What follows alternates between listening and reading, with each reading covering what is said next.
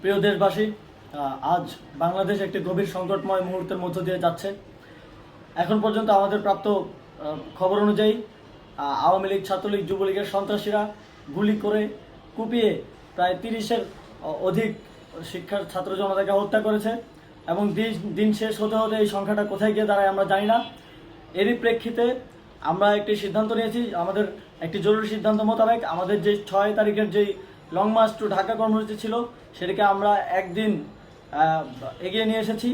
অর্থাৎ আগামীকাল 5ই অগাস্ট সারা দেশের মুক্তিকামী জনতাকে ঢাকার উদ্দেশ্যে রওনা হওয়ার জন্য আমরা আহ্বান জানাচ্ছি। যারা পারবেন, যাদের পক্ষে সম্ভব হবে, আজ রাতেই আপনারা ঢাকার উদ্দেশ্যে রওনা হয়ে যান। আমরা আগামীকাল সারা দেশের মুক্তিকামী জনতাকে ঢাকায় আসার আহ্বান জানাচ্ছি। বিশেষ করে ঢাকার আশেপাশের যে জেলাগুলো আছে, আপনারা দায়িত্ব নিয়ে মসজিদের মাইকে ঘোষণা দিয়ে যাদেরকে পাবেন সবাইকে নিয়ে ঢাকার উদ্দেশ্যে রওনা হন। এই লড়াই আমাদের জন্য একটি চূড়ান্ত লড়াই। আমরা চূড়ান্ত ঘোষণার জন্য প্রস্তুত। আমরা গণভবনের দিকে যাত্রার জন্য প্রস্তুত এবং সেই উদ্দেশ্যেই আপনারা সবাই ঢাকা আসুন। আমরা আপনাদের সবাইকে নিয়ে আমাদের চূড়ান্ত দাবি আদায়ে এগিয়ে যাব। আমি জানি না সমন্বয়করা আজকে রাতে বেঁচে থাকতে পারবে কিনা, কিন্তু আপনাদের উপর আমরা এই দায়িত্ব দিচ্ছি।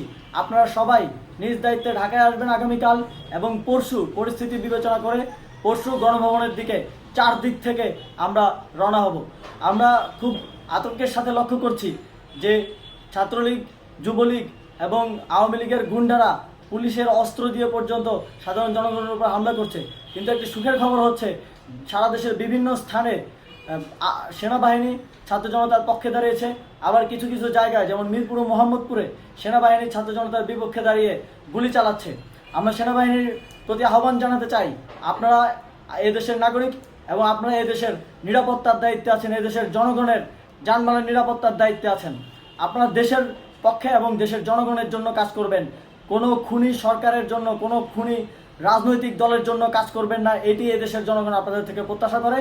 আমাদের এই আন্দোলনে সম্পূর্ণ সমর্থন দিয়ে হয় নিরপেক্ষ থাকুন, অথবা এই খুনি বাহিনীকে, সরকারের খুনি বাহিনীকে প্রতিহত করুন, তাদেরকে যথাযথ শাস্তির আওতায় নিয়ে আসুন।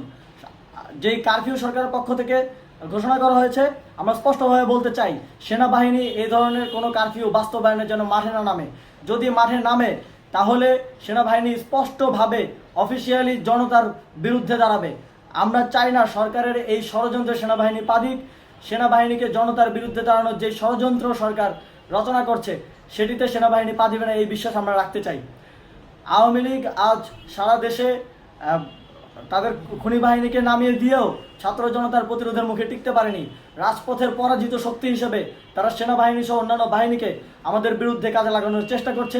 এই চেষ্টাকে, এই ষড়যন্ত্রকে ব্যর্থ করতে হবে এবং আগামীকাল সারা দেশে মসজিদে মসজিদে ঘোষণা দিয়ে ঢাকার উদ্দেশ্যে আপনারা রওনা হন। প্রত্যেকটি পরিবার থেকে অন্ততপক্ষে একজনকে ঢাকার উদ্দেশ্যে রওনা করে দিন, এই ইতিহাসের সাক্ষী হতে, একটি নতুন বাংলাদেশের অভ্যুদয় ঘটানোর একজন কর্মী হতে। ধন্যবাদ সকলকে।